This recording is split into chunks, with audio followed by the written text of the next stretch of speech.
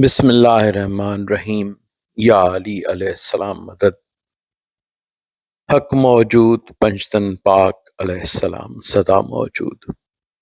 ज़िक्र करबला जे 72 शहीदन जो। करबला जे इन्हनि 72 शहीदन में ज़िक्र कजे थो साईं शबीब इब्ने अब्दुल्ला अलैहिस्सलाम जिन जो। साईं शबीब जो नालो किन किताबनि में तबीब बि लिखियल आहे। साईं शबीब हिकु बहादुर शख्स हो ऐं जॾहिं खेसि इहो इल्मु थियो त मौला इमाम हुसैन अलैहिस्सलाम करबला पहुता आहिनि त हू पंहिंजे ॿिनि नौजवान पुटनि समेत उन्हनि जे साईं जे पुटनि जा नाला आहिनि सैफ इब्ने शबीब ऐं मलिक इब्ने शबीब। इन्हनि ॿिनि नौजवान पुटनि खे वठी मौला इमाम हुसैन अलैहिस्सलाम वटि करबला में हाज़िर थियो ऐं साईं शबीब इब्ने अब्दुल्ला पाण 10 मुहर्रम ते जेको हमिलो थियो आहे उन में कुर्बान थियो, उन में शहीद थियो। साईं शबीब इब्ने अब्दुल्ला अलैहिस्सलाम। ज़िक्र साईं अधम इब्ने उमाया जो। साईं अधम इब्ने उमाया बसरा जो रहवासी हो ऐं मौला पंजतन पाक अलैहिस्सलाम जिन जे शीयन मंझां हो। साईं अधम इब्ने उमैया हिकु ॿिए आशिक़े पंजतन पाक अलैहिस्सलाम सां गॾिजी मके पहुतो। उन आशिक़ जो नालो आहे यज़ीद इब्ने साबित अलैहिस्सलाम। साईं यज़ीद इब्ने साबित अलैहिस्सलाम बि 72 शहीदन मंझि शामिल आहे। हुन यज़ीद जे करे हिन आशिक़ जो नालो ई मशहूर नाहे, पाण नथा उन्हनि जो एतिरो ज़िक्र ॿुधूं, पर यज़ीद इब्ने साबित अलैहिस्सलाम बि 72 शहीदन में शामिल आहे। उन जो ज़िक्र अॻियां अची वेंदो। सो साईं अधम इब्ने उमैया ऐं साईं यज़ीद इब्ने साबित अलैहिस्सलाम ही ॿई मौला इमाम हुसैन अलैहिस्सलाम वटि मके में अची पहुता। पोइ मके खां मौला इमाम हुसैन अलैहिस्सलाम सां ही गॾिजी करबला आया ऐं 10 मुहर्रम ते जेको पहिरियों हमिलो थियो आहे उन में अधम इब्ने उमैया अलैहिस्सलाम साईं शहीद थिया आहिनि, हक़ तां कुर्बान थिया आहिनि, पंहिंजे मौला इमाम हुसैन अलैहिस्सलाम तां जान निसार थिया आहिनि। साईं अधम इब्ने उमैया। ज़िक्र साईं यज़ीद इब्ने सबीत अलैहिस्सलाम जिन जो। साईं यज़ीद इब्ने सबीत जो इहो जेको नालो आहे साईं जिन जो सबीत, उहो किन तारीख़ुनि में नबीत बि लिखियो वियो आहे, सबीत बि लिखियो वियो आहे ऐं साबित बि लिखियो वियो आहे। सो यज़ीद इब्ने सबीत या नबीत अलैहिस्सलाम बसरा खां, ॿुधी पिया आयासीं अॻ में बि त बसरा खां जेके मौला जा परवाना आया पतंग आशिक़ जानिसार मौला इमाम हुसैन अलैहिस्सलाम जा, उन्हनि में यज़ीद इब्ने नबीत या सबीत या साबित अलैहिस्सलाम। सो साईं यज़ीद इब्ने सबीत अलैहिस्सलाम पंहिंजे 2 फर्ज़ंदनि, नौजवान फर्ज़ंदनि खे गॾु वठी आया ऐं मौला इमाम हुसैन अलैहिस्सलाम सां अची मके में पहिरीं उते रसिया, उते पहुता मौला इमाम हुसैन अलैहिस्सलाम वटि, उते हाज़िर थिया। उतां खां पोइ मौला सां गॾु हू रवाना थिया, जीअं काफ़िलो हलियो आहे। जो ॼाणूं था त मौला पाक इमाम हुसैन अलैहिस्सलाम रहंदा मदीने मंझो आहे। पोइ सरकार जिन मदीने खां ई निकिरी विया त ॼण मदीने में कंहिं बि क़िस्म जो खून ख़राबो मौला जे करे न थिए। कंदा मालिक पाण कोन, न कयो मालिकनि, पर मालिकी दुश्मनी में उते को बि खून ख़राबो न थिए। मके विया, उतां खां थी करे उतां बि साइन इन करे निकिता जो सरकार जिन ॾिठो त उते बि मके में बि यज़ीद जा जेके पैरोकार हुआ उहो माल दौलत मिल्कियत फंडिंग जे चक्कर में उते बि उहे मौजूदु हुआ मालिकनि। उहो हरम पाक काबतुल्ला जो एहतराम कंदे त इहो हिते बि असांजे करे न थिए। असां इज़हारी पंहिंजी खुले मैदान में उते कंदासीं जिते जो कौल कुन फयकून खां अॻु में, काइनात ज़मीन ठहण खां अॻु में जिते जो कौल कयल आहे त उन मक़ाम ते उहो तय आहे मक़ाम। पोइ उतां मालिक जॾहिं हलियानि त उन में जेके जेके मौला सां गॾु उतां खां रवाना थिया आहिनि उनमें साईं यज़ीद बि अलैहिस्सलाम बि शामिल आहे। हाणे इहा ई ॻाल्हि अॻु में बि कईसीं त छो त नालो हुन यज़ीद जो लईन जो उहो अहिड़े किरदार जे करे थियो, न त यज़ीद जेको आहे हिकिड़ो आम नालो हूंदो हो उन वक़्त में। सो साईं यज़ीद इब्ने साबित अलैहिस्सलाम जिन जा 2 फर्ज़ंद बि साण हुअनि नौजवान, उन्हनि मां हिकु जो इस्म पाक आहे अब्दुल्ला इब्ने यज़ीद अलैहिस्सलाम ऐं ॿिए जो इस्म पाक आहे 2 फर्ज़ंद संदन शहीद थिया आहिनि। ॿिए जो इस्म पाक आहे उबैदुल्ला इब्ने यज़ीद अलैहिस्सलाम।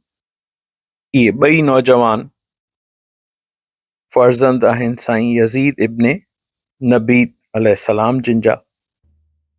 हे टई मौला इमाम हुसैन अलैहिस्सलाम सां मके खां हलिया आहिनि ऐं पोइ करबला में पहिरें हमले में साईं जा पहिरियां 2 जेके साईं जा फर्ज़ंद आहिनि पहिरीं उहे शहीद थिया आहिनि। पहिरीं अब्दुल्ला इब्ने यज़ीद अलैहिस्सलाम ऐं उबैदुल्ला इब्ने यज़ीद अलैहिस्सलाम पहिरें हमले में 10 मुहर्रम ते शहीद थिया आहिनि।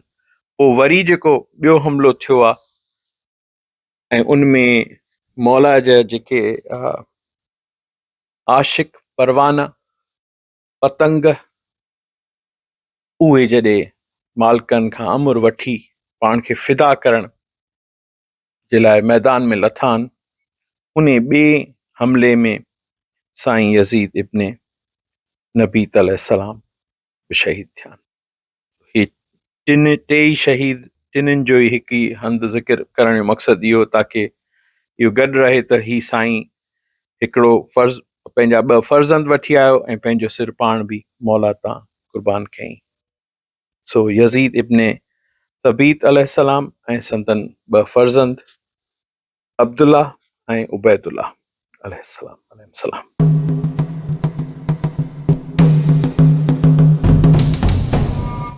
ज़िक्र आहे साईं मसूद इब्ने हज्जाज अलैहिस्सलाम जिन जो। साईं मसूद इब्ने हज्जाज अलैहिस्सलाम पंहिंजे नौजवान फर्ज़ंद साईं अब्दुल रहमान इब्ने मसूद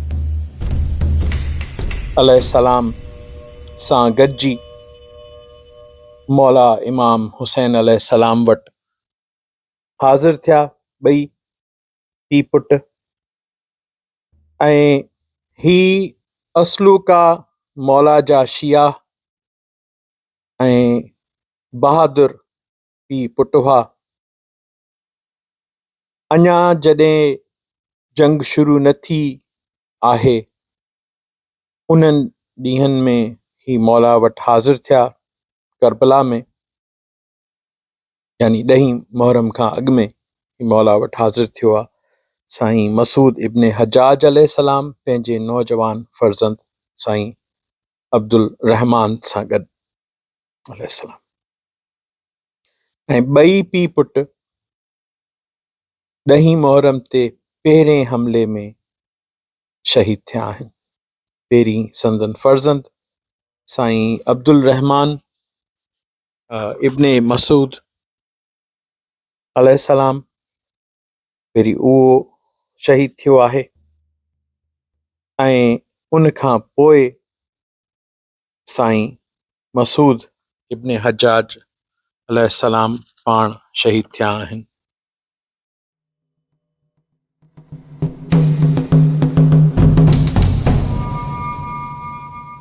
ज़िक्र साईं जाबिर इब्ने हजाज अलैहिस्सलाम जिन जो। साईं जाबिर इब्ने हजाज अलैहिस्सलाम मौला इमाम हुसैन अलैहिस्सलाम जे जानिसार साथियुनि मंझां सहाबिन मंझां हो ऐं साईं जाबिर इब्ने हजाज पिण आशूर जे ॾींहुं या 10 मुहर्रम जे ॾींहुं पहिरें हमले में ज़ोहर जे वक़्त खां अॻु में शहीद थियो। साईं जाबिर इब्ने हजाज अलैहिस्सलाम। ज़िक्र साईं हुबाब इब्ने आमिर जो। साईं हुबाब इब्ने आमिर अलैहिस्सलाम कूफे जो रहवासी हो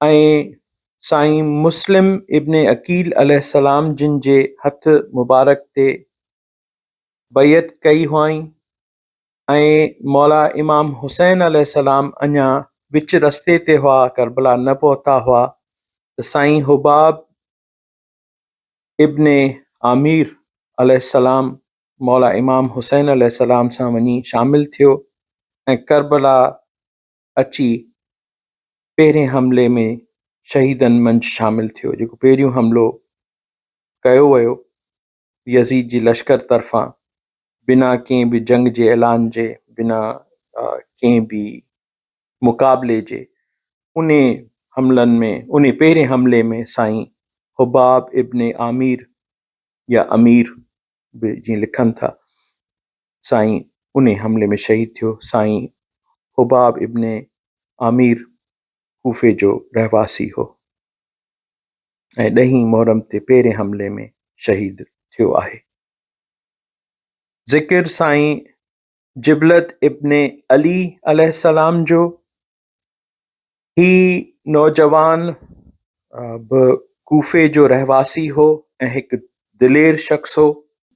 मौला इमाम हुसैन अलैहिस्सलाम जिन वटि हाज़िर थियण खां अॻु में साईं मुस्लिम इब्न अकील अलैहिस्सलाम जिन सां मिलियो, साईं सां शामिल थियो, साईं जे हथ मुबारक ते बैयत कयाई ऐं पोइ मौला इमाम हुसैन अलैहिस्सलाम वटि अची करबला में शामिल थियो ऐं साईं जिबलत इब्ने अली अलैहिस्सलाम बि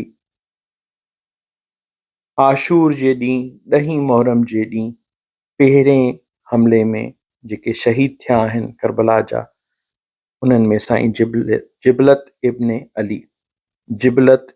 अली अलैहिस्सलाम बि उन हमले में शहीद थिया आहिनि। ज़िक्र साईं जुनादा इब्ने काब अलैहिस्सलाम जो। साईं जुनादा इब्ने काब अलैहिस्सलाम मौला इमाम हुसैन अलैहिस्सलाम जिन सां पंहिंजे अहलो अयाल समेत, जेका हुन जा घर भाती हुआ, उन्हनि समेत मौला इमाम हुसैन अलैहिस्सलाम सां मके में मिलियो ऐं उतां मालिकनि जे अहल बैत अलैहिम सलाम सां पंहिंजे बचनि ॿारनि खे बि गॾु वठी पाण मौला इमाम हुसैन अलैहिस्सलाम सां मके खां करबला पहुतो ऐं पहिरें हमले में ही नौजवान बि शहीद थियो आहे 10 मुहर्रम ते, साईं जुनादा इब्ने काब अलैहिस्सलाम।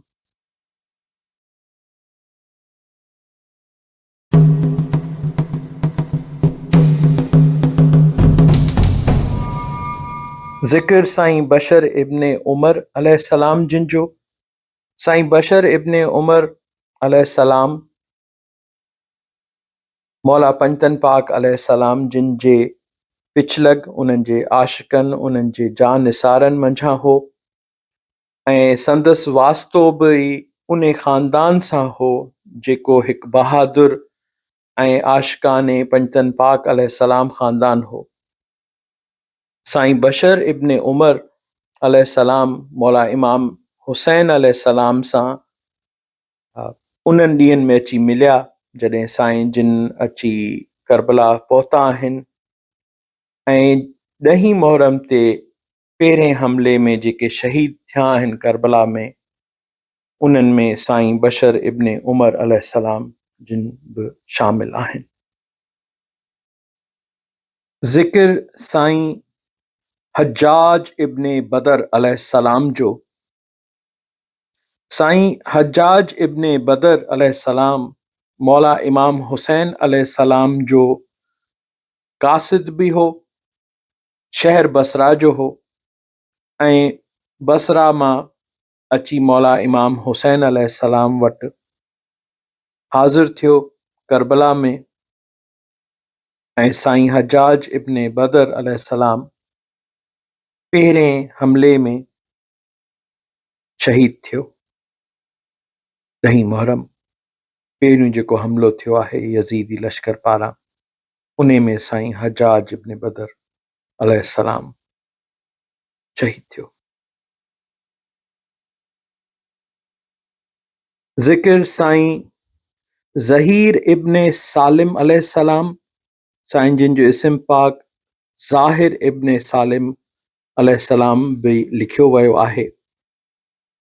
सो ज़हीर इब्न सालिम अलैहिस्सलाम खे जॾहिं इहो इल्मु थियो त यज़ीदी लश्कर जेके कूफे मंझि जमा थिया आहिनि ऐं संभरिया आहिनि उतां मौला इमाम हुसैन अलैहिस्सलाम सां विढ़ण जे लाइ ऐं मौला इमाम हुसैन अलैहिस्सलाम खे शहीद करण जे लाइ जे इरादे सां पोइ साईं ज़हीर इब्न सालिम रातो रात मौला इमाम हुसैन अलैहिस्सलाम वटि करबला में हाज़िर थियो ऐं साईं जिन जे असाब सगोरनि में वञी शामिल थियो ऐं 10 जे ॾींहुं जेको पहिरियों हमलो थियो आहे उन में साईं ज़हीर इब्न सालिम या ज़ाहिर इब्न सालिम अलैहिस्सलाम जान निसारी कंदे शहादत जो जाम पीतो ऐं जॾहिं ज़ियारतुनि ते वञिजे थो त साईं जिन जी खे इहो शर्फ़ नसीब आहे जो करबला में जॾहिं ज़ियारतुनि ते वञिजे थो त ज़हीर इब्न सालिम या ज़ाहिर इब्न सालिम अलैहिस्सलाम जी ज़ियारत शुरूआती ज़ियारतुनि में आहे। बसरा मंझां ईंदड़ जेके जान निसार आहिनि मौला इमाम हुसैन अलैहिस्सलाम जा तिन में इस्म पाक आमिर इब्न मुस्लिम अलैहिस्सलाम जिन जो बि आहे। आमिर इब्न मुस्लिम अलैहिस्सलाम पाण बसरा जो हो, पंहिंजे ख़ादिम सालिम सां गॾु ऐं ॿिए हमराह ॿिए जानिसार यज़ीद इब्न साबित अलैहिस्सलाम सां गॾु मौला इमाम हुसैन अलैहिस्सलाम वटि करबला में हाज़िर थियो। साईं आमिर इब्न मुस्लिम अलैहिस्सलाम बि इन पहिरें हमले में शहीद थिया आहिनि। साईं जिन जो ख़ादिम जेको हो सालिम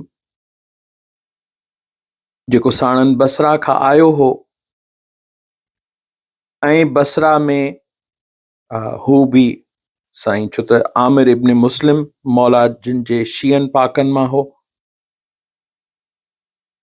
ऐं सालिम बि मालिकनि जे जेके मोमिन पाक आहिनि जेके जान निसार आहिनि उन्हनि मंझां हो।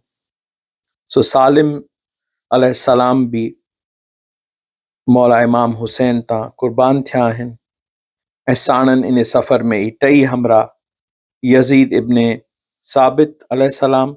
सो ही ॿिन्हिनि जो हिते ज़िक्र आमिर इब्न मुस्लिम अलैहिस्सलाम ऐं संदन ख़ादिम सालिम अलैहिस्सलाम इहे बि करबला जे शहीदनि मंझि शामिल आहिनि।